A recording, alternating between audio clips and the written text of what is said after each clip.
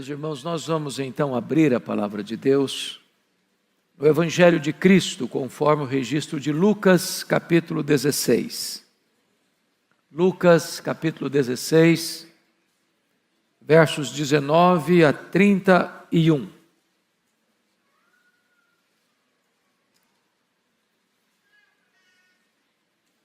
Lucas 16, 19 a 31.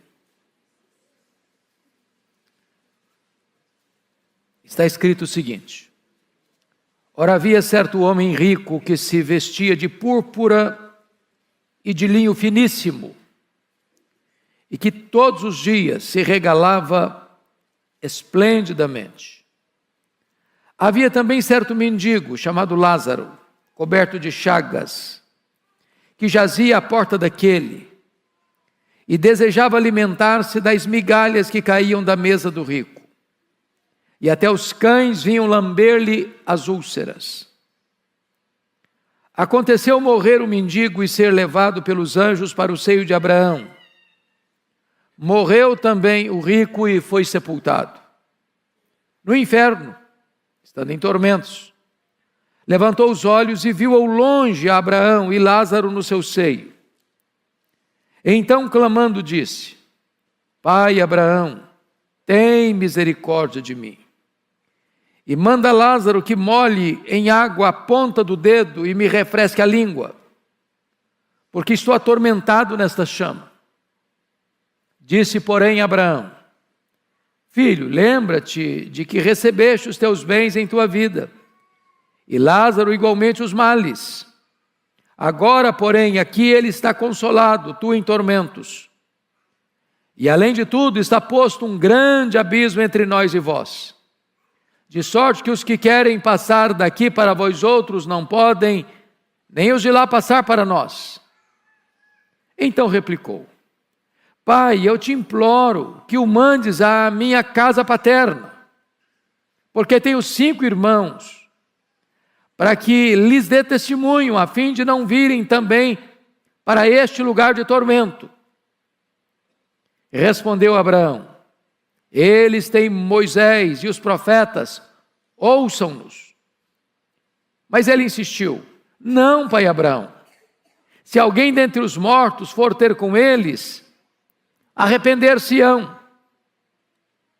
Abraão, porém, lhe respondeu: Se não ouvem a Moisés e aos profetas, tampouco se deixarão persuadir, ainda que ressuscite alguém dentre os mortos.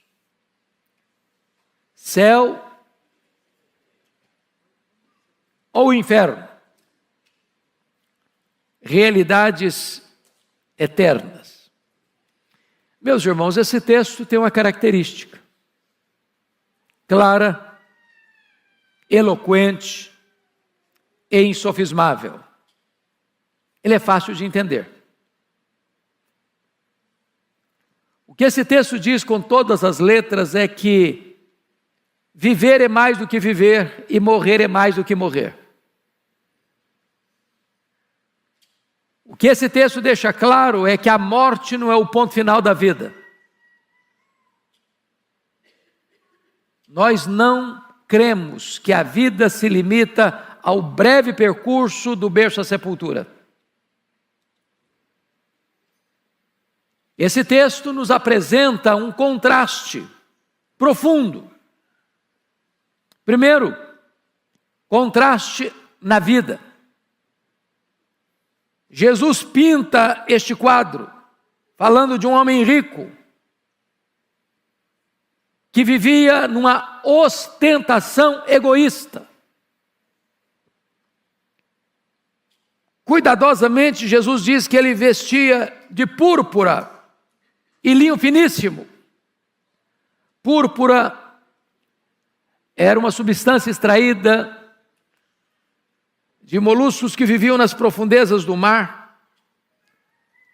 E vocês se lembram de Lídia, asiática que morava na Macedônia, vendedora de púrpura? Só os ricaços se vestiam com púrpura. Os senadores romanos se vestiam com púrpura. Era uma veste rara e cara. Este homem se vestia de linho finíssimo, a mais nobre das vestes da época. E ele ostentava todo esse aparato. Além do que, ele se regalava, diz o texto. E não apenas se regalava, mas se regalava esplendidamente. Não num feriado, não numa ocasião especial, mas todos os dias. Todos os dias. Ele vivia em banquetes, fartos, opíparos, todos os dias. Sua mesa possuía as melhores iguarias, todos os dias. Talvez sua mesa tinha o melhor dos vinhos, todos os dias. E diríamos nós que aquele homem vivia de festa em festa, de banquete em banquete, de roupas caras, das melhores grifes da época. Era a sua realidade. Era a sua ostentação egoísta. Mas o texto, ao contrastar a vida, mostrando agora um mendigo chamado Lázaro, coberto de chagas, jazia à porta daquele, desejava alimentar-se com as migalhas que caíam da mesa do rico, os cães iam lamber-lhe as úlceras. Você não pode ter um contraste mais profundo que este. Um é rico demais, o outro é pobre demais. Um ostenta púrpura e linho finíssimo, o outro é coberto de andrajo. Um está fartando-se com o melhor da terra, o outro está com fome, querendo comer as migalhas que caíram da mesa. Um está vendendo saúde, o outro está cheio de chagas, de úlceras, de feridas. Um está convivendo com convivas ilustres, o outro só tem os cães leprentos que vinham lamber-lhe as úlceras. Não pode ter um contraste maior na vida. A vida às vezes oferece esses quadros de injustiça tão graves. Uns têm de mais, outros têm de menos. Uns morrem de comer, outros morrem de fome. Uns ostentam luxo, outros nem o básico possuem. Uns convivem com gente ilustre, outros têm que conviver com os cães leprentos. Esse é o contraste da vida. Mas esse contraste vai além.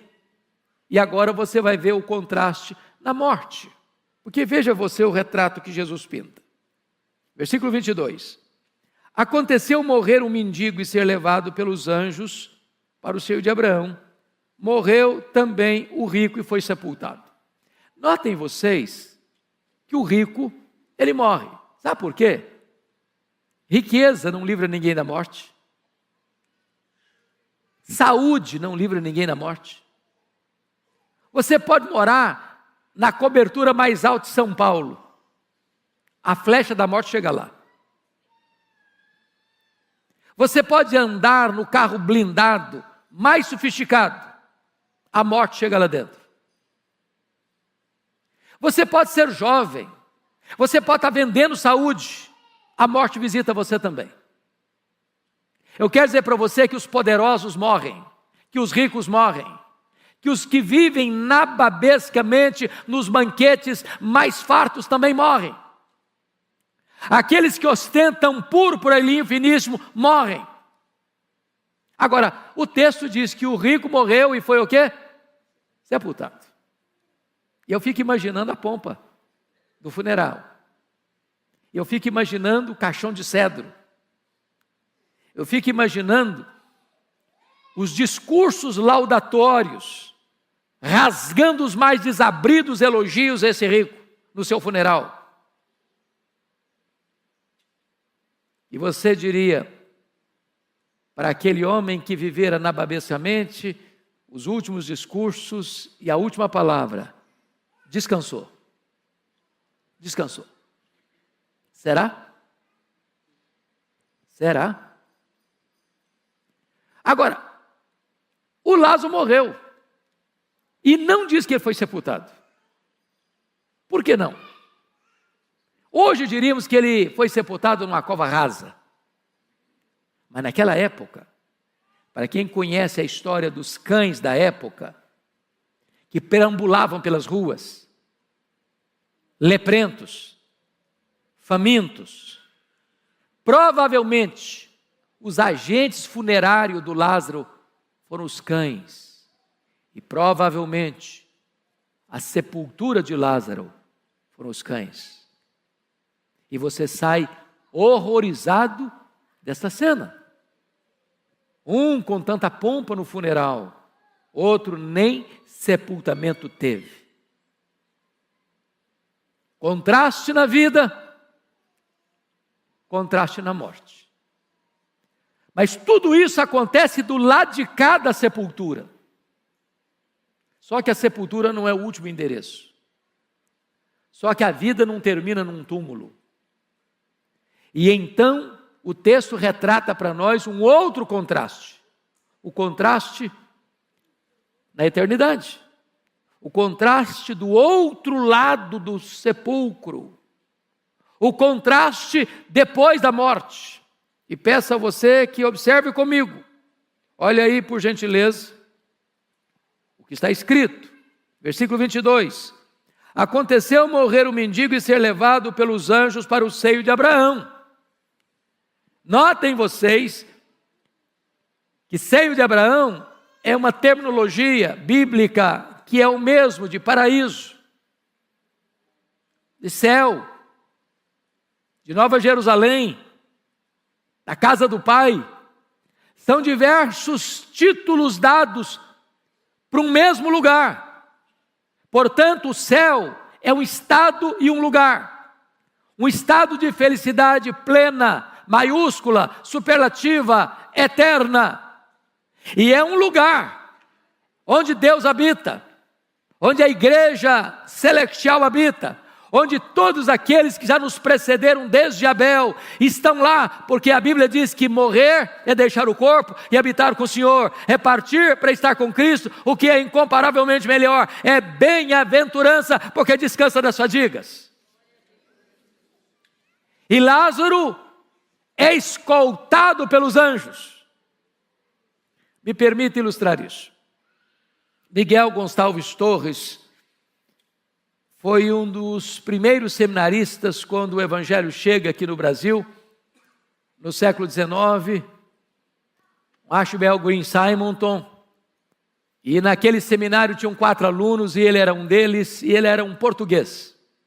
Ele era muito doente, e ele dizia para os seus colegas assim: olha, não basta viver bem, é preciso morrer bem. E no dia que o Senhor o chamou, estava ele muito debilitado no seu leito de morte, na sua casa, e ele chama a esposa, e ela vem ao quarto, e ele diz assim para ela: querida, eu pensei que na hora da morte eu iria para o céu, mas na verdade foi o céu que veio me buscar. E com essas palavras ele adormeceu. O céu veio buscar Lázaro. Os anjos foram escalados para virem e o levarem para o seio de Abraão, para o céu, para o paraíso, para a casa do Pai. E ali tem consolo. Ali não tem mais choro. Ali não tem mais cães leprentos. Ali não tem mais úlceras, ali não tem mais fome, ali não tem mais sede, ali não tem mais privações. Ali ele está na casa do Pai, ali ele está na bem-aventurança eterna. Mas vamos ver o contraste na eternidade com o rico. Olha comigo, verso 22 e 23. Morreu também o rico e foi sepultado. Verso 23, no inferno, estando em tormentos, levantou os olhos e viu ao longe Abraão e Lázaro no seu seio. E aí você percebe que aquele que vivera no luxo, no fausto, na riqueza, nos banquetes requintados, com as roupas mais caras, com os mais ilustres convidados à sua mesa todos os dias, que viveu o melhor desta terra, mas que só pensou nele mesmo. Agora, ao expirar aqui, descobre que a vida não é apenas viver, e que a morte não é apenas morrer, porque ele acorda no inferno, em tormentos. Talvez você possa pensar, então será que esse texto está dizendo que os pobres vão para o céu e os ricos vão para o inferno? Não, não é isso que está dizendo o texto. Aliás, a palavra Lázaro literalmente significa Deus é o meu auxílio. Esse mendigo não foi para o céu por ser mendigo. E nem esse rico foi para o inferno porque era rico. Não há nenhuma anatematização à riqueza e não há nenhuma vantagem na pobreza. Tanto o pobre quanto o rico são pecadores. Tanto o pobre quanto o rico precisam se arrepender e crer em Jesus. Tanto o pobre quanto o rico têm a mesma situação diante de Deus. Precisam da graça salvadora de Deus. Tanto o pobre quanto o rico, se arrependem e creem, são salvos e habitarão com o Senhor para sempre. A salvação não tem a ver com a sua condição social. A sua salvação tem a ver com o seu arrependimento genuíno e com a sua confiança no Salvador, Jesus Cristo, nosso Senhor. Agora notem vocês que há muitas tentativas para negar o inferno. Até hoje as pessoas tentam apagar as chamas do inferno. E então cria uma ideia de que o inferno é aqui mesmo. Não, não existe inferno, o inferno é aqui. Mas se o inferno é aqui, ele é muito bom, sabia? Aqui você tem água fresca para tomar. Aqui você tem alimentos saborosos com os mais diversos sabores e Deus lhe deu o paladar para distingui-los. Aqui você tem casa para morar, cama para dormir, roupa para vestir. Aqui você tem amigos, aqui você tem família, aqui você tem igreja, aqui você canta, aqui você festeja, aqui você celebra, aqui você tem paz. Não, o inferno não é aqui. O inferno não é aqui. Outros dizem não. Na verdade, Deus não criaria o homem para mandá-lo para o inferno. Na verdade, a grande verdade que devemos entender e crer é o chamado universalismo. No final, todos serão salvos. Todos irão para o céu. Todos terão bem-aventurança eterna. Pois não é isso que a Bíblia ensina. E ninguém falou mais sobre o inferno do que Jesus. Só há dois destinos. É céu ou inferno. Não há uma terceira via.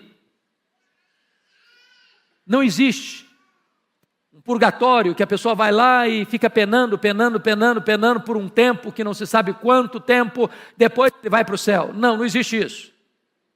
Jesus deixou claro, há um grande abismo entre nós e vós, de tal maneira que quem quiser passar daqui para lá não pode, quem quiser passar de lá para cá não pode. A morte encerra as chances. Ao homem está ordenado morrer uma só vez, vindo depois disso o juízo. Então não tem universalismo. Depois da morte é acerto de contas. Depois da morte é juízo. O tempo de se arrepender é hoje. A hora de Deus é agora. Outros dizem, não pastor, não existe inferno não. O que vai existir é se o cidadão não crer agora, ele vai ser aniquilado. Só vai ter céu, mas inferno não. Porque se não creu, ele vai ser aniquilado, vai deixar de existir. A Bíblia não ensina isso não. O que a Bíblia ensina é bem-aventurança eterna, e o que a Bíblia ensina é condenação eterna. Deus propõe para você hoje a vida e a morte, e Deus aconselha você, escolha a vida para que você viva. Agora, vejamos então aqui a descrição que o próprio Jesus, neste quadro, fala sobre a realidade do inferno. Então, confira comigo. Primeiro, veja aí, no texto bíblico, versículo 23. Lugar é lugar de tormento. No inferno, estando em tormentos. Então, note isso. Inferno não é como algumas pessoas dizem, não, lá no inferno vai ter farra. Lá no inferno vai ter música. Lá no inferno as pessoas vão se divertir. Lá no inferno vai ser uma algazarra. Não, o inferno é lugar de tormento. Quem está falando isso é o próprio Filho de Deus. A própria verdade. Lugar de sofrimento. De choro e de ranger de dentes. Segundo lugar, olha aí o versículo 23 e 24. Então clamando diz: Pai Abraão, tem misericórdia de mim e manda a Lázaro que molhe em água a ponta do dedo e me refresque a língua, porque estou atormentado nessas chamas. É lugar de ausência de consolo. Agora, o quadro que Jesus pinta é dramático. Se ele está atormentado nessas chamas, veja você, o que vale um dedo molhado numa língua e num corpo atormentado por chama? É nada, é zero. É o mínimo. Nem esse mínimo ele tem. Nem uma gota d'água na chama ele tem. Nem um dedo umedecido para refrescar a sua língua ele tem. O que Jesus quer descrever aqui é que o inferno, além de ser um lugar de tormento, é um lugar onde não tem o mínimo consolo, refrigério. Terceiro, confira comigo, versículo 26. E além de tudo está posto um grande abismo entre nós e vós, de sorte que os que querem passar daqui para vós outros não podem, nem os de lá passar para nós. Ou seja, o inferno é um lugar de onde não se pode sair. É a penitenciária do universo, de prisão perpétua. E não tem qualquer tribunal que possa alterar essa sentença, de mudar esse veredito.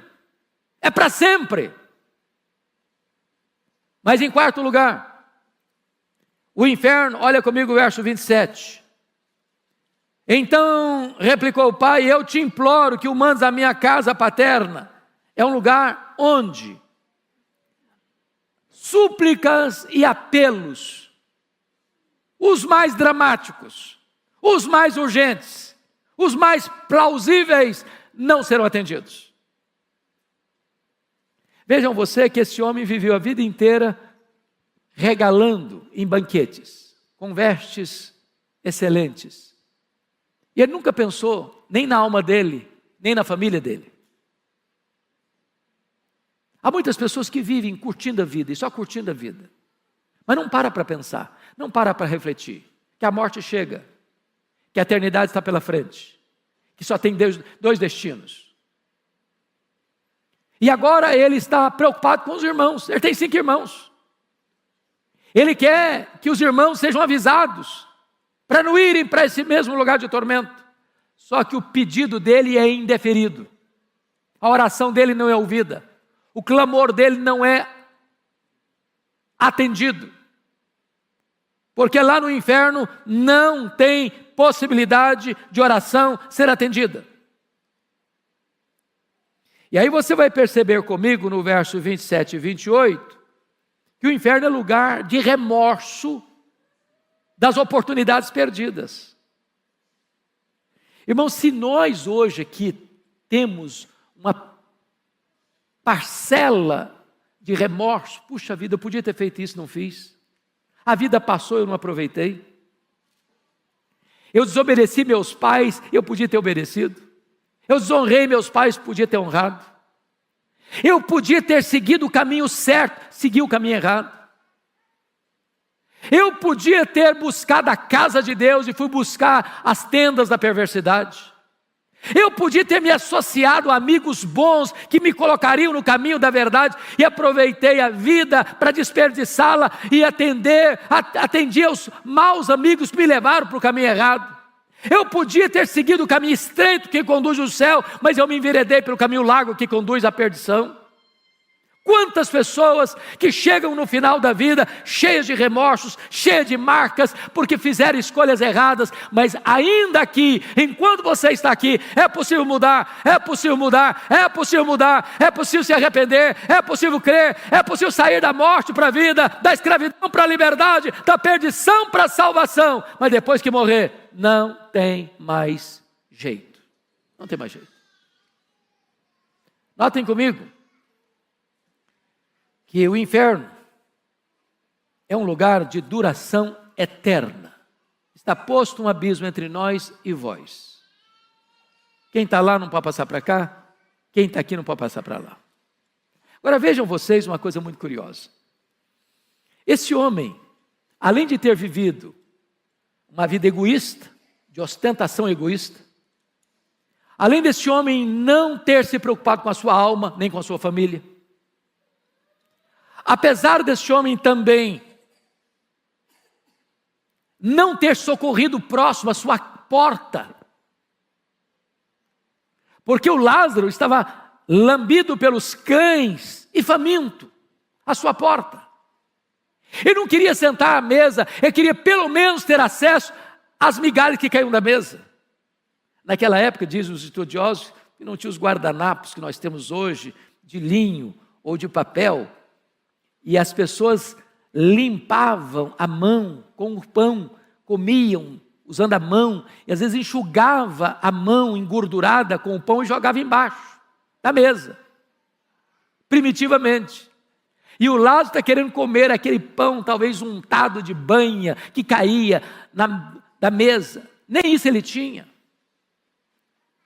Mas, além disso, ele tinha uma teologia errada. Teologia errada. Por que teologia errada? O que ele está pedindo? Veja comigo o que ele está pedindo. Versículo 27 e 28. Pai, eu te imploro que mandes à minha casa paterna, porque tenho 5 irmãos, para que lhes dê testemunho, a fim de não virem também para este lugar de tormento. Respondeu Abraão: eles têm Moisés e os profetas, ouçam-nos. Vejam vocês, que ele está pedindo que o Abraão, que é uma representação do próprio Deus, está implorando isso, para que mande Lázaro à casa do pai dele. Ele está achando o seguinte, que existe comunicação entre os mortos e os vivos. E essa é uma doutrina largamente aceita no Brasil e no mundo hoje. De achar que os que morreram voltam. Que os que morreram vêm para dar mensagens, para dar alertas, para dizer o que está acontecendo lá no além. E ele está pedindo isso. E qual é a resposta de Abraão? Eles têm Moisés e os profetas, eles têm a Bíblia, ouçam a Bíblia. Deus não fala através dos mortos. Não há comunicação entre mortos e vivos. Para você escutar a voz de Deus, você não tem que recorrer ao ocultismo, ao sincretismo religioso. Para você escutar a voz de Deus, você tem que abrir sua Bíblia e ler sua Bíblia. É a palavra de Deus. É a palavra de Deus, é a pregação. A fé vem pelo ouvir e ouvir a palavra de Deus. Mas aí ele replicou, ele não quer mudar a teologia dele não. Olha aí o que está escrito. Versículo 30. Mas ele insistiu. Não, pai Abraão, se alguém dentre os mortos for ter com eles, arrepender-se-ão. Olha a resposta. Abraão, porém, lhe respondeu: se não ouvem a Moisés e aos profetas, tampouco se deixarão persuadir, ainda que ressuscite alguém dentre os mortos. Preste atenção nisso. Primeiro, está escrito que ninguém ou nada pode ter mais persuasão do que a palavra de Deus. Se alguém não escuta a palavra de Deus. Mas o texto não favorece uma vírgula a ideia de que haja comunicação dos mortos com os vivos, porque o texto diz o seguinte: ainda que alguém ressuscite dentre os mortos. Ou seja, para alguém que morreu trazer uma comunicação, primeiro ele tinha que ressuscitar. Sabe por quê? Porque não há a mínima chance de haver comunicação entre os mortos ou os mortos com os vivos. Quem morreu não volta mais para pregar. Quem morreu não comunica mais com os vivos. Para que houvesse essa comunicação, primeiro teria que ressuscitar. Mas o Senhor está dizendo o seguinte: isso não vai adiantar, porque se ele não escuta a palavra de Deus, ainda que um morto ressuscite, não lograria êxito, porque o poder está na palavra do Deus vivo. Meus amados irmãos, ao mesmo tempo que esse texto retrata a realidade do inferno, esse texto mostra também que o céu é um lugar de consolo.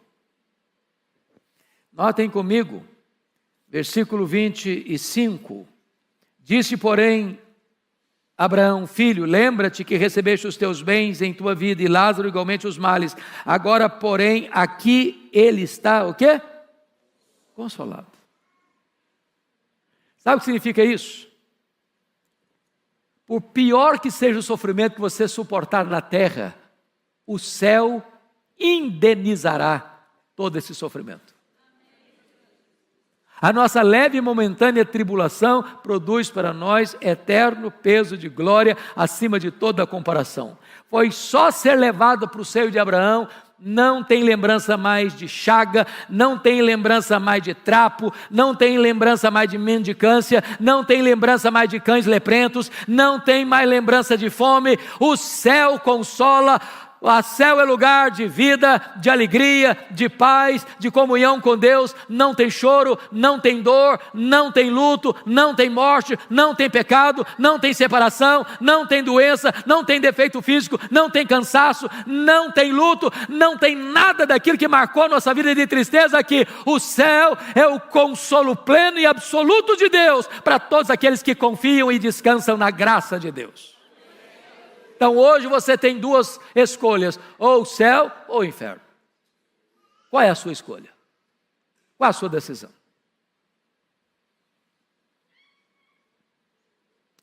Eu quero que você nesse momento pense no destino da sua alma. Porque às vezes as lutas da vida, ou as alegrias da vida, podem tirar a nossa capacidade de reflexão. A gente vive hoje, só vive o agora. Não pensa no amanhã. Ah, pastor, mas eu sou jovem. Vá num cemitério e você vai ver lá sepulturas de jovens, de crianças, de adolescentes. Não, pastor, eu tenho muito dinheiro. Se eu ficar doente, como uma pessoa disse nessa pandemia aí, se eu ficar doente, eu tenho dinheiro para comprar respirador, eu tenho dinheiro para comprar médico, eu tenho dinheiro para comprar remédio, eu tenho dinheiro para reverter o diagnóstico. A morte chega e o dinheiro não resolve, e a ciência não resolve, e a medicina não resolve. É por isso que a Bíblia diz: se hoje você ouvir a voz de Deus, não endureça o seu coração. Hoje Deus está lhe dando uma chance, quem sabe a última oportunidade. E Ele está dizendo para você: eu coloco diante de você hoje a vida e a morte. Escolha a vida, para que você viva. Porque se você crer agora, você não entra mais em juízo. Você passou da morte para a vida. Você pode ter a certeza e a garantia da vida eterna. Feche os seus olhos. Coloque a sua vida diante de Deus. Ore ao Senhor. Eu não conheço todos vocês, não sei como vocês entraram aqui, eu não sei como você que está lá na sua casa nos assistindo agora, como é que você está. Mas hoje é uma noite de salvação. Hoje é uma noite de decisão. A sua mulher, seu marido, seu pai, a sua mãe, seu filho, a sua filha, seu irmão, não pode tomar essa decisão por você. Essa decisão é sua, intransferível. Mas se você hoje se render a Jesus, você pode sair daqui com alegria do perdão, com alegria da redenção, da salvação, da vida eterna. Enquanto você ora, eu faço uma pergunta a você. Você quer hoje colocar sua vida nas mãos de Jesus e sair daqui seguro da sua salvação? Se você deseja isso, eu quero orar com você. Levante uma das suas mãos, eu quero orar em seu favor. Amém. Amém. Amém. Amém. Amém. Amém. Amém. Amém. Amém. Amém. Mais alguém? Amém. Amém. Amém. Louvado seja Deus. Louvado seja Deus.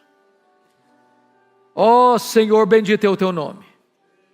Bendito é o teu nome, porque a festa diante dos teus anjos lá no céu, por um pecador que se arrepende. E hoje, Senhor, neste lugar, neste santo lugar, a tua palavra foi anunciada. O teu Espírito operou maravilhas. E vemos aqui pessoas se rendendo ao Senhor, desejosas de receber agora a alegria, a segurança da salvação, da vida eterna em Cristo Jesus. Eu te peço, Senhor, que tu seles cada um com o Espírito Santo, que tu dês a alegria, que tu dês a segurança, a certeza da vida eterna, e que a tua igreja celebre com alegria esta noite de salvação. Louvado seja o teu nome, em nome de Jesus. Aleluia. Amém. Amém.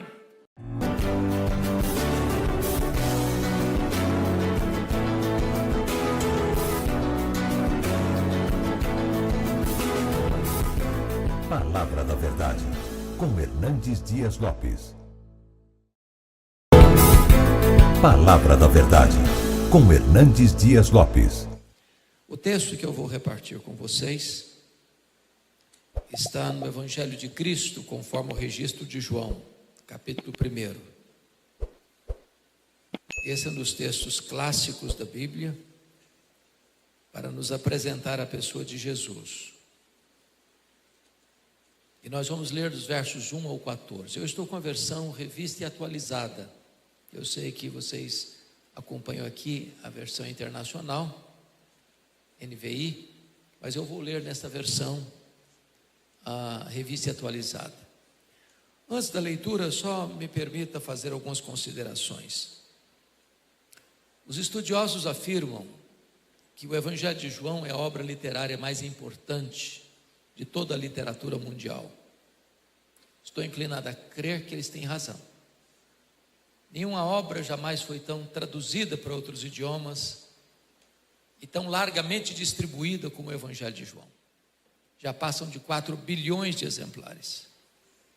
Este Evangelho foi escrito quando os outros evangelhos chamados sinóticos, Mateus, Marcos e Lucas, já circulavam nas igrejas há mais de 20 anos.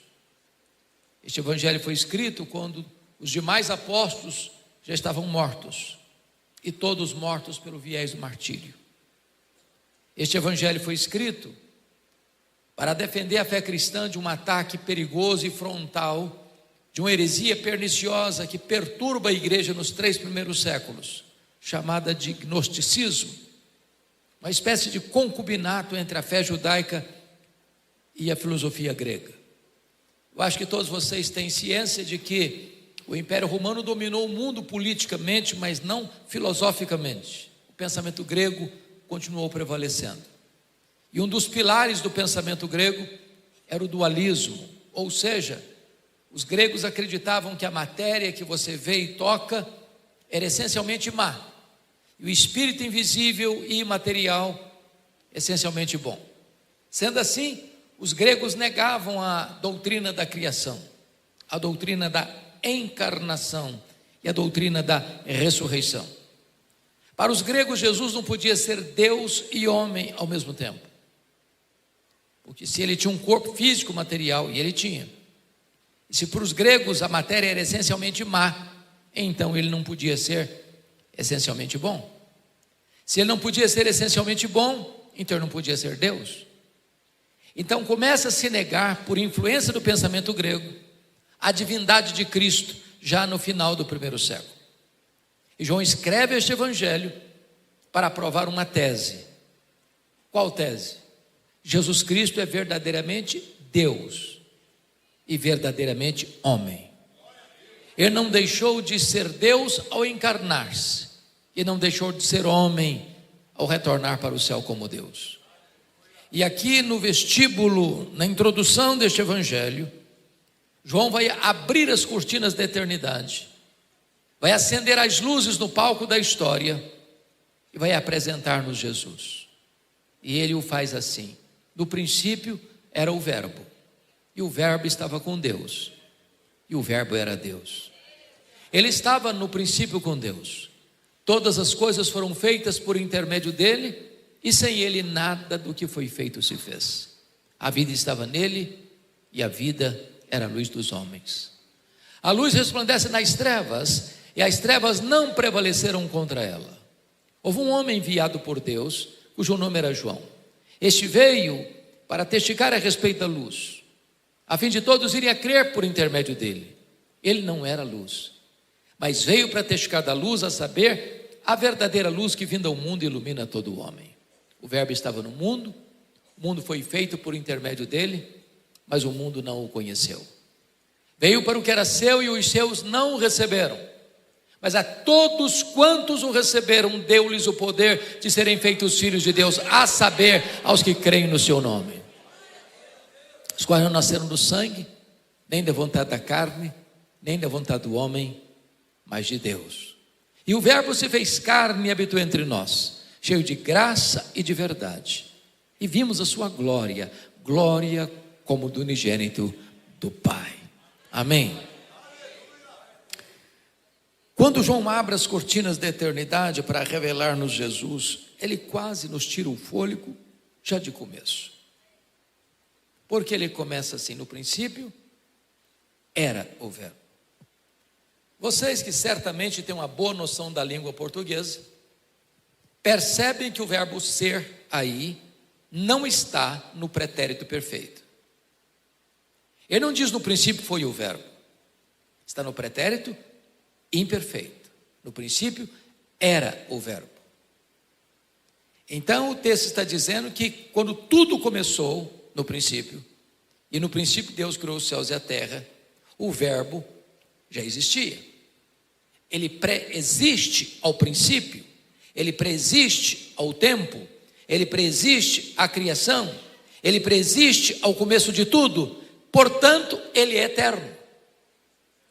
E como a eternidade é um atributo exclusivo de Deus, então o verbo é Deus, porque ele é eterno. Raramente você pode encontrar na literatura mundial um autor provar a sua tese na primeira declaração do seu texto. O verbo é eterno, portanto o verbo é Deus, porque a eternidade é um atributo exclusivo de Deus. Mas o verbo estava com Deus. E a expressão na língua original, estava com Deus, proston theon, significa ele estava face a face com Deus. Ora, se Deus é um ser pessoal, e Deus é, e se o verbo estava face a face com Deus, logo o verbo não é um ser impessoal, como pensavam os gregos, mas um ser pessoal, da mesma essência, da mesma substância, da mesma natureza. Nas palavras do credo niceno, Deus de Deus, luz de luz, coigual, coeterno e consubstancial com o Pai. E João concluiu: o verbo era Deus, não um ser apenas inferior a Deus, como pensar Ário de Alexandria, não apenas um ser superior aos anjos, mas um ser da mesma natureza, tendo os mesmos atributos, realizando as mesmas obras. Então eu preciso concordar com o pensador cristão C.S. Lewis quando disse o seguinte: com respeito a Jesus eu só tenho duas opções, aliás só tem três opções. Primeiro, ou ele é um mentiroso, ou ele é um lunático, um louco, ou então ele é Deus. Porque se ele não é quem ele disse ser, é um mentiroso. Se ele não é quem ele pensou ser, é um louco. Mas se ele é quem ele disse ser, bom, então ele é Deus. Só ele pode afirmar: quem me vê a mim, vê o Pai, porque eu e o Pai somos um. Só nos resta, portanto, fazer o que Tomé fez: curvarmos-nos aos seus pés e dizer: Senhor meu e Deus meu. O verbo é eterno, o verbo é pessoal, o verbo é divino. Mas o versículo 2 diz que ele estava no princípio com Deus. E a pergunta é: que princípio? E a Bíblia diz: no princípio criou Deus os céus e a terra. Quando os céus e a terra foram criados, o verbo estava lá. Mas não estava lá passivamente, porque o verso 3 diz que todas as coisas foram feitas por intermédio dele, e sem ele nada do que foi feito se fez. Isso é espantoso, porque esse versículo põe o machado da verdade na raiz de algumas teorias humanas falaciosas. Por exemplo, esse versículo reprova o pensamento grego de que a matéria é eterna. A matéria não é eterna. Eterno só Deus o é. A matéria foi criada. E criada pela palavra onipotente do Verbo. Segundo, esse versículo reprova a teoria da geração espontânea. De que o mundo surgiu espontaneamente. Que o mundo veio à existência de moto próprio. E a verdade dos fatos é outra. O mundo foi chamado à existência pela palavra onipotente do Verbo. Perdoe-me da expressão, o mundo não pariu a si mesmo. Ele foi criado. E criado pelo nosso glorioso Redentor. Terceiro, esse versículo reprova a teoria do Big Bang. De que o mundo é fruto de uma mega explosão cósmica casual. Ora, seria mais fácil eu acreditar que se eu jogasse 1 bilhão de letras para o espaço, elas caíssem como uma grande enciclopédia, do que eu acreditar que uma mega explosão cósmica casual deu origem a este universo tão vasto, com leis tão cirúrgicas e com movimentos tão harmônicos. O caos não produz o cosmos, a desordem não produz a ordem. Por exemplo, por que estamos no planeta Terra? Foi o acaso que nos deixou aqui? Foi uma explosão cósmica casual que nos deixou aqui? E a resposta é um sonoro não. Estamos rigorosamente onde deveríamos estar. Se estivéssemos mais longe do Sol, morreríamos congelados.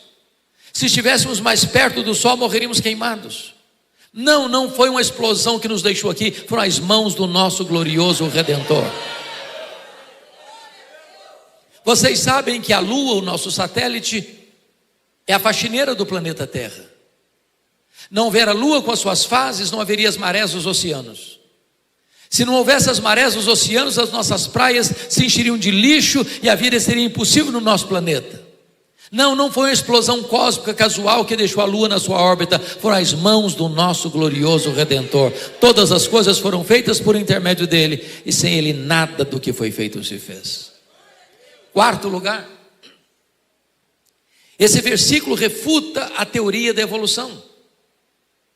Vocês muito bem sabem que no ano de 1859, Charles Darwin publicava o seu livro A Origem das Espécies em Londres. Esse livro tem mais de 800 verbos no futuro do subjuntivo. Suponhamos. De lá para cá, essa chamada teoria da evolução tem sido ensinada nas escolas e nas universidades, desde o ensino fundamental ao pós-doutorado, como uma verdade científica. Falta-lhes, entretanto, a evidência das provas. Criacionismo não é artigo de fé. Criacionismo não é artigo de religião. Criacionismo é artigo de ciência. O que você e eu cremos pela fé não é que o mundo foi criado. O que você e eu cremos pela fé é que o mundo que foi criado, e a ciência demonstra, foi criado por Deus. Aí é fé. Então, fica evidente para nós que se Ele criou o próprio universo, Ele é onipotente, Ele é majestoso, Ele é grande, muito grande. Quão grande é o seu Deus? Quando o profeta Isaías estava refletindo sobre esta magna verdade, ele disse que o nosso glorioso Redentor, porque é um texto messiânico, é aquele que mede as águas na concha da sua mão. Pense no Pacífico, no Atlântico, no Índico, no Mediterrâneo, nos mares, nos rios, nas fontes. Vá aqui no Atlântico e tente esvaziá-lo com um baldinho. Veja quanto tempo você vai levar. O seu glorioso Redentor mede as águas na concha da sua mão. O seu glorioso Redentor pesa o pó das montanhas em balança de precisão. O seu glorioso Redentor mede os céus a palmos. O seu glorioso Redentor espalha as estrelas no firmamento, e por ser forte em força e grande em poder, quando a chama pelo nome, nenhuma só delas vinha faltar. O seu glorioso Redentor olha para as grandes nações e potências econômicas e militares da terra e considera todas elas como um pingo que cai num balde, como um pó numa balança de precisão, como um vácuo, como nada, como menos do que nada. Este é o seu glorioso Redentor. Agora pergunte a um astrônomo, por mais robusto que seja o seu conhecimento, por mais peregrina que seja a sua inteligência, qual é o tamanho exato do universo que ele mede a palmos? Pergunte. Se ele for honesto, ele vai responder: eu não sei. E quando ele diz eu não sei, ele não está confessando uma ignorância absoluta, porque este é um fato que nenhum homem é capaz de afirmar insofismável e categoricamente qual é o exato tamanho do universo. Essa é uma matéria em aberto. O que já se sabe e se afirma é que o nosso universo tem mais de 93 bilhões de anos-luz de diâmetro. E o que significa isso? Significa que se você voar à velocidade da luz 300 mil quilômetros por segundo, nessa velocidade você demoraria mais de 93 bilhões de anos para ir de uma extremidade à outra do universo. Conforme a Van Kuiper disse, primeiro-ministro da Holanda, não há 1 centímetro desse universo onde o nosso glorioso Redentor não possa dizer: eu criei isso aqui, eu sou dono disso aqui e eu estou aqui. Este é o nosso glorioso Redentor. Pergunte a um astrônomo quantas estrelas existem. Sabe qual é a resposta dele? Eu não sei. O que eles já sabem é que há mais estrelas no firmamento do que todos os grãos de areia de todas as praias e desertos do nosso planeta. Mas o nosso glorioso Redentor não apenas criou todas as estrelas, ele batizou cada uma delas pelo nome. E por ser forte em força e grande em poder, quando a chama pelo nome, nenhuma só delas vem a faltar. Este é o nosso glorioso Redentor. Até o século passado nós estávamos pasmos com a grandeza do macro-universo.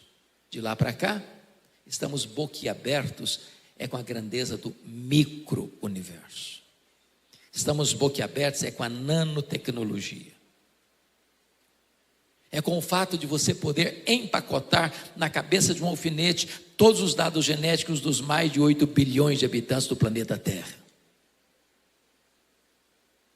Se você chegar na sua casa, for na varanda do seu apartamento ou no quintal da sua casa e colher uma folha tenra e delgada, aquela folha é tão complexa ou mais do que a cidade de São Paulo.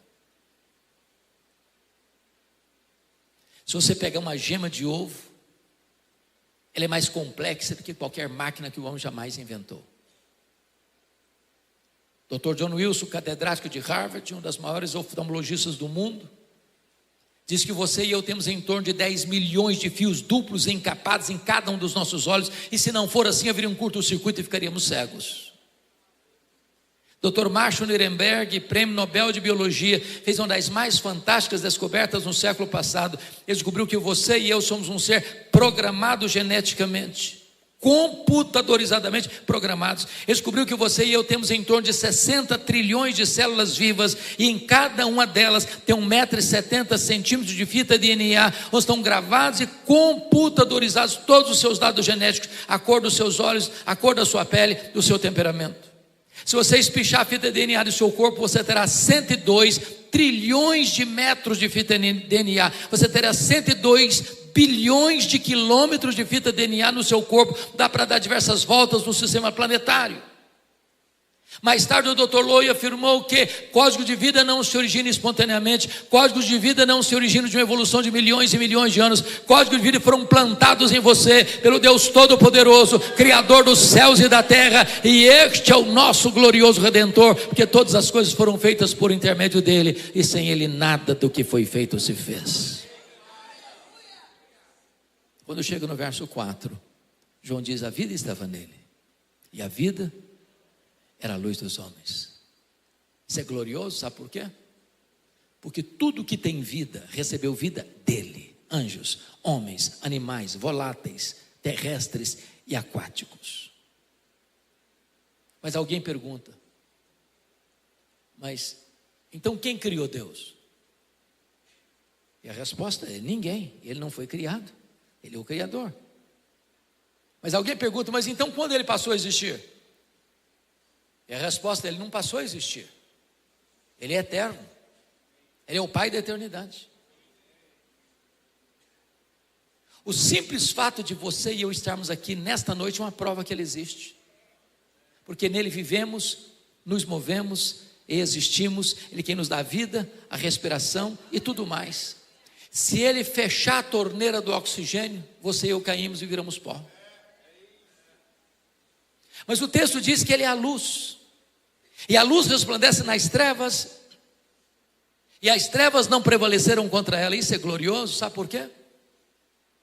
Porque você e eu jamais vimos e jamais veremos a luz ter medo das trevas.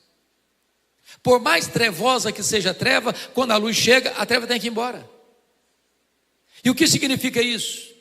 Significa que ninguém pode desbancar Jesus, ninguém pode destronar Jesus, ninguém pode deslustrar a pessoa de Jesus, ninguém pode derrotar Jesus. A luz vence as trevas, e onde Jesus Cristo chega, chega a luz, chega a vitória, chega a salvação, chega a libertação, chega a cura, chega a redenção, porque Ele é a luz, e a luz resplandece nas trevas, e as trevas não prevalecerão contra ela. Eu disse a vocês no começo que João escreveu esse texto do Evangelho para provar uma tese. Qual tese? Jesus é verdadeiramente Deus. Até aqui no versículo 5 ele prova essa tese de duas maneiras. Primeiro, Ele é Deus porque tem os mesmos atributos de Deus. Ele é eterno, Ele é pessoal, Ele é divino, Ele é autoexistente. Segundo, Ele é Deus porque Ele realiza as mesmas obras de Deus. Ele é o Criador, Ele é o doador e sustentador da vida. Então, se isso é fato, e é, preciso lhe dizer algo muito solene. Você não pode sair daqui hoje neutro em relação a Jesus. Vou lhe propor um paradoxo. Você é obrigado nesta noite a tomar uma decisão em relação a Jesus. E o paradoxo é este: você é escravo da sua liberdade. Ilustro o paradoxo. Imagine que você é alguém dentro de uma canoa, rio abaixo, à beira de um abismo. Você tem que tomar uma decisão. Ou você pula da canoa e nada até a margem, ou você rema e ancora a canoa num lugar seguro, ou você finge que não tem abismo e fica dentro da canoa até ser esmagado pela fúria das águas. Só uma coisa você não pode deixar de fazer: tomar uma decisão.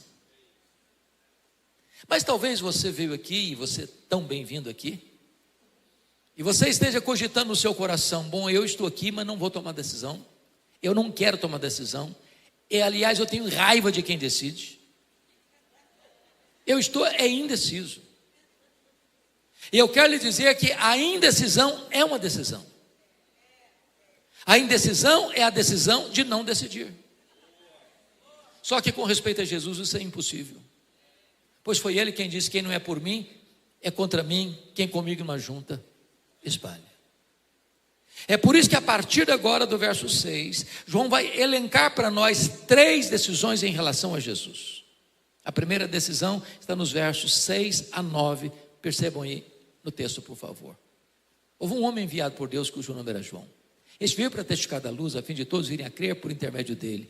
Ele não era luz, mas veio para testificar da luz, a saber, a verdadeira luz que vindo ao mundo ilumina todo o homem. Ele está falando de João Batista. Notem comigo, de Malaquias a João Batista tem um período de 400 anos. Nós conhecemos esse período como silêncio profético, período interbíblico. Tinha templo, tinha música, tinha festa, tinha sacrifícios, mas não tinha a palavra de Deus.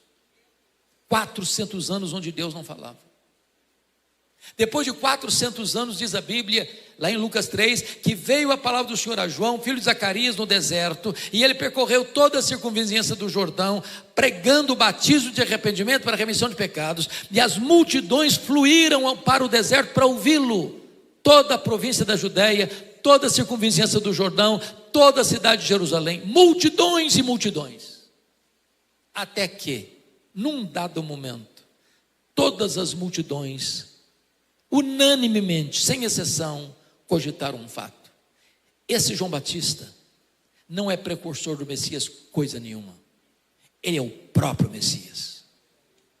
O texto diz que todos, sem exceção, pensaram isso. E essa cogitação unânime da multidão transforma-se numa pergunta sedutora e perigosa, que beija os ouvidos de João Batista com a voz sedosa e aveludada da serpente. E a pergunta era esta: porventura tu não és o próprio Cristo? Olha a tentação aí. Olha a tentativa de botar um homem no pedestal aí. João Batista não engoliu aquela isca venenosa. Ele foi categórico. Disse: não, eu não sou o Messias. Eu vim preparar o caminho do Messias. Eu não sou o verbo, eu sou apenas uma voz que clama no deserto. Eu não sou a luz, eu aponto para Jesus e digo: esta é a verdadeira luz que vinda ao mundo e ilumina todo homem. Eu não sou o cordeiro, eu aponto para Jesus e digo: este é o cordeiro de Deus que tira o pecado do mundo. Eu não sou o noivo, eu sou apenas um amigo do noivo. Eu batizo com água, mas aquele que vem depois de mim é mais poderoso que eu, e ele vos batizará com o Espírito Santo e com fogo. Eu não sou nem sequer digno de me curvar, desatar as correias das suas sandálias. Eu tenho um lema de vida: convém que ele cresça e que eu diminua. A primeira decisão em relação a Jesus deu a ele toda a glória que ele merece. Prestemos atenção: toda glória dada ao homem é glória vazia, é vanglória, é idolatria, é abominação para Deus, porque Deus não divide a sua glória com ninguém. A segunda decisão com respeito a Jesus está nos versos 10 e 11. É a rejeição de Jesus. O verbo estava no mundo, o mundo foi feito por intermédio dele, mas o mundo não o conheceu. Permita-me perguntar, me respondam por favor: quantas vezes aparece a palavra mundo no verso 10? Me respondam. Quantas vezes? 3 vezes. No grego é a mesma palavra: cosmos, cosmos, cosmos. Mas cada vez que a palavra cosmos aparece aí, ela tem um significado diferente. O verbo estava no mundo. Que mundo? Mundo geográfico. O mundo foi feito por intermédio dele. Que mundo? O mundo material. O mundo não conheceu. Que mundo? O mundo das pessoas. Então preste atenção ao ler sua Bíblia, porque às vezes uma mesma palavra repetida num único versículo pode ter significado diferente. Então ele agora esclarece no verso 11: veio para o que era seu e os seus não receberam. E quem são os seus aí? Os judeus. E por que os judeus não o receberam? Por falta de luz? Não, por falta de olhos. Por falta de evidências? Não, por falta de fé. Porque todo o Antigo Testamento aponta para Jesus. Ele é a semente da mulher, ele é o descendente de Abraão, ele é o cordeiro da Páscoa, ele é a coluna de nuvem, ele é a coluna de fogo, ele é o maná que veio do céu, ele é a água que brotou da rocha, ele é representado pelo tabernáculo, ele é representado pela arca da aliança, ele é representado pelo templo, ele é representado pelas festas, ele é representado pelos sacrifícios, ele é representado pelo sábado. Tudo era sombra dele. Ele é a realidade. Na plenitude dos tempos ele veio, nascido de mulher, nascido sob a lei. O verbo se fez carne e ele andou por toda parte fazendo bem, libertando os oprimidos do diabo. Os cegos viram, os surdos ouviram, os mudos falaram, os coxos andaram, os mortos ressuscitaram, mas os seus não o receberam. Deus tem me dado o privilégio de levar caravanas todos os anos a Israel, e uma das cenas para mim mais doídas é você chegar num Monte das Lamentações e perceber que crianças, adolescentes, jovens, velhos, oram fervorosamente, aguardando ainda o Messias, que já veio há 2000 anos, na pessoa de Jesus de Nazaré. O véu ainda está posto. Cuidado para que você, tendo tanto conhecimento da verdade, ainda rejeite a verdade. Porque a Bíblia pergunta: como escaparemos nós se negligenciarmos tão grande salvação? Mas agora vejamos, em terceiro e último lugar, a última decisão com respeito a Jesus, versículos 12 e 13. Porque o verso 12 começa com a conjunção adversativa. Mas a todos quantos o receberam, deu-lhes o poder de serem feitos filhos de Deus. A pergunta é: todos quantos? Todos quem? E a resposta é: todos judeus, todos gentios, todos homens, todos mulheres, todos crianças, todos jovens, todos adultos, todos velhos, todos ricos, todos pobres, todos doutores, todos analfabetos, todos empresários, todos empregados, todos governantes, todos governados, todos religiosos, todos não religiosos, todos daqui, todos dali, todos da além. Não importa de onde você vem, não importa para onde você vai, se você receber a Jesus, você recebe o poder de ser feito filho de Deus. Consequentemente, nem todos são filhos de Deus. Ser filho de Deus não é uma coisa natural. Ser filho de Deus é a coisa mais extraordinária, milagrosa que pode acontecer na sua vida. É ter um novo coração, uma nova mente, uma nova vida, uma nova família, uma nova pátria, uma nova herança. É ser nova criatura. Agora, João nos esclarece melhor no verso 13 o que não é ser filho de Deus. Ele diz assim: os quais não nasceram do sangue. E o que significa isso? Significa que ser filho de Deus não é uma experiência hereditária. Há no Brasil um ditado popular: filho de peixe, peixinho é. Mas não é verdade que filho de crente, crentinho é. Para ser filho de Deus tem que nascer de cima, tem que nascer do alto, tem que nascer da água e do Espírito, tem que nascer de novo, tem que ser nova criatura. Segundo, os quais não nasceram do sangue nem da vontade da carne. O que significa nem da vontade da carne?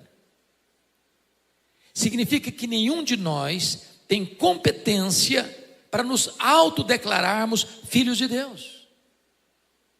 A salvação não está na sua mão, não está na minha mão, não está na mão da igreja, não está na mão da denominação religiosa, não está na mão de um concílio eclesiástico. A salvação está na mão de Deus. Só Deus pode fazer de você seu filho. E o que Ele requer e exige de todos quantos receberam a Jesus, deu-lhes o poder de serem feitos filhos de Deus. Não são suas obras, não são seus méritos, não é a sua religião, não é o seu rito sagrado, não é a sua experiência, é todo aquele que receber a Jesus. Se você crer em Jesus, se você aceitar a Jesus, se você se entregar a Jesus, se você pôr sua confiança em Jesus, você recebe o poder de ser feito filho de Deus. Conclui dizendo: os quais não nasceram do sangue, nem da vontade da carne, nem da vontade do homem. E o que significa nem da vontade do homem? Significa que nenhum ser humano, por mais egrégio que ele seja, tem competência de dizer: seja filho de Deus. Nem os patriarcas, nem os profetas, nem os apóstolos, nem os pais da igreja, nem os reformadores, nem os avivalistas, nem Paulo, nem Pedro, nem Maria, nem o Papa, nem o bispo, nem o pastor, nem o missionário, nem a igreja, nem a denominação tem essa competência. Só o próprio Deus pode fazer de você seu filho. E Ele faz isso se você crer em Jesus Cristo como seu Salvador e como seu Senhor. Pois bem, João agora nos leva à conclusão no versículo 14. E o que está escrito no verso 14? E o verbo se fez carne. A pergunta é: que verbo? E a resposta é o verbo pessoal, divino, eterno. O verbo que é Deus, autoexistente, infinito, imenso, eterno, imutável, onipotente, onipresente, onisciente, transcendente, soberano. O verbo que é maior que tudo quando Ele criou, que nem os céus dos céus pode contê-lo. Agora, esse verbo, diz Paulo em Filipenses 2,6, a si mesmo se esvaziou. Ele não foi esvaziado, Ele se esvaziou. E foi se esvaziando, a ponto de tornar-se um zigoto, um embrião, um feto, um bebê que nasceu de uma virgem, foi enfaixado e colocado num coxo de animal comer, mangiare, manjedoura. Aquele bebê era o próprio Criador do universo. Ele não veio para ficar longe de nós, não. Ele veio para estar entre nós. Ele vestiu pele humana, ele calçou as sandálias da humildade, ele pisou o nosso chão, ele comeu o nosso pão, ele bebeu a nossa água, ele chorou a nossa lágrima, ele sentiu a nossa dor, ele carregou sobre o seu corpo no madeiro os nossos pecados, ele morreu pelos nossos pecados, ele ressuscitou para a nossa justificação, ele voltou para o céu, ele está sentado à destra de Deus, ele derramou o Espírito Santo e ele vai voltar para buscar a sua igreja. Mas ele não veio cheio de justiça e juízo, porque nos fulminaria. O melhor de nós são as nossas justiças. E aos olhos dele, as nossas justiças não passam de trapos de imundícia. E essa palavra é muito pesada. A língua original traz a ideia de que trapo de imundícia é a ideia do absorvente feminino que ela usa, enrola num plástico e joga no lixo. Isso é o melhor de nós. E o pior de nós, o que seria?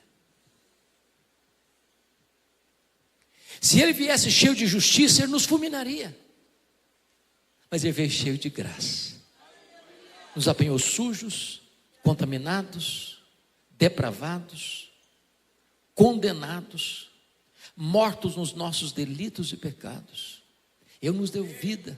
Ele nos limpou, Ele nos lavou, Ele nos restaurou, Ele nos reconciliou com o Pai, Ele nos fez assentar com Ele nas regiões celestes, acima de todo principado e potestade. E João conclui assim: e vimos a sua glória, glória como do unigênito do Pai.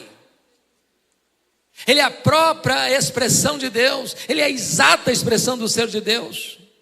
Nele habitou corporalmente toda a plenitude da divindade, portanto ele é Deus. Está provada a tese de João, ele é Deus. Mas permita-me duas aplicações breves antes de encerrar. O que me impressiona é que quando João estende para o restante do livro, ele segue a mesma toada, provando as duas teses. Ele é Deus porque tem os mesmos atributos de Deus, e ele é Deus porque ele realiza as mesmas obras de Deus. O que João vai fazer? Ele vai selecionar 7 milagres em toda a sua obra. Por que 7? É o número da perfeição. Para provar que tese? Se ele faz as obras de Deus, então ele é Deus.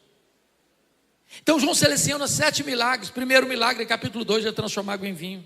Segundo milagre, capítulo 4, ele cura o filho do oficial. Terceiro milagre, capítulo 5, ele cura um paralítico de Betesda. Quarto milagre, capítulo 6, ele multiplica pães e peixes. Quinto milagre, capítulo 6, ele anda sobre o mar. Sexto milagre, capítulo 9, ele cura o cego de nascença. Sétimo milagre, capítulo 11, ele ressuscita Lázaro. Se ele faz as obras de Deus, então ele é Deus. Está provada a tese de João.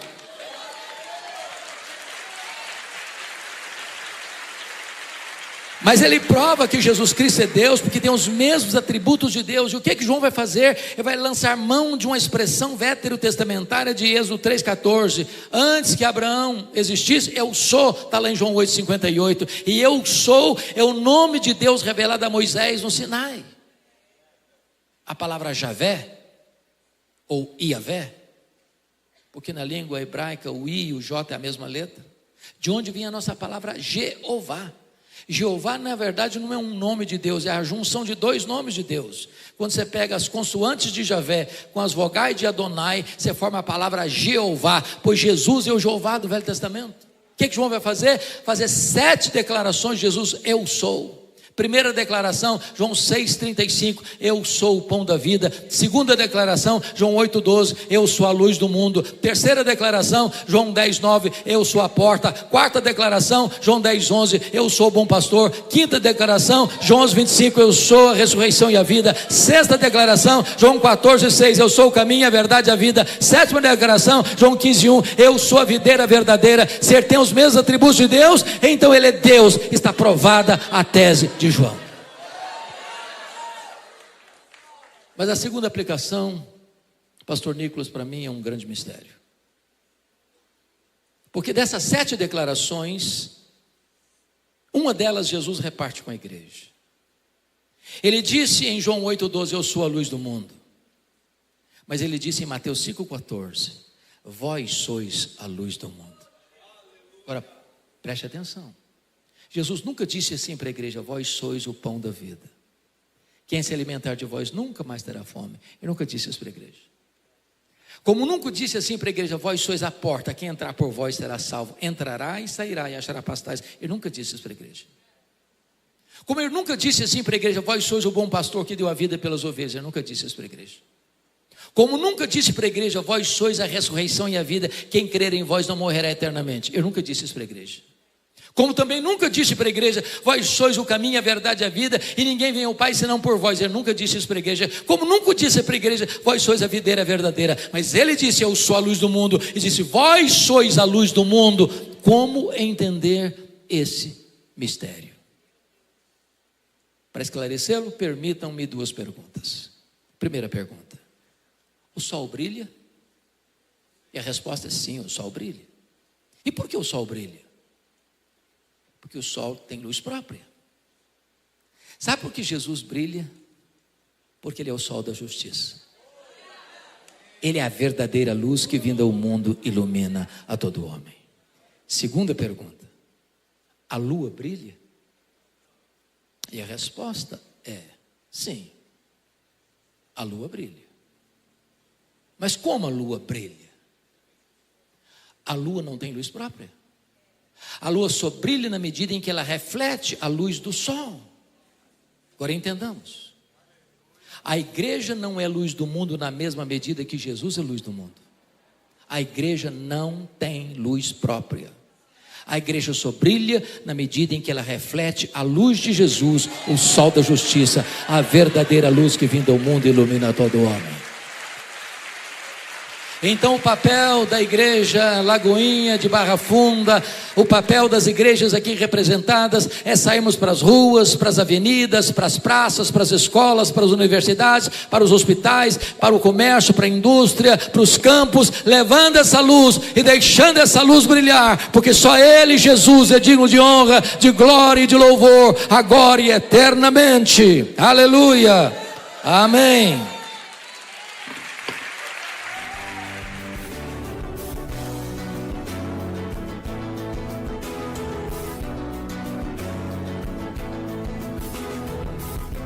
Palavra da Verdade, com Hernandes Dias Lopes.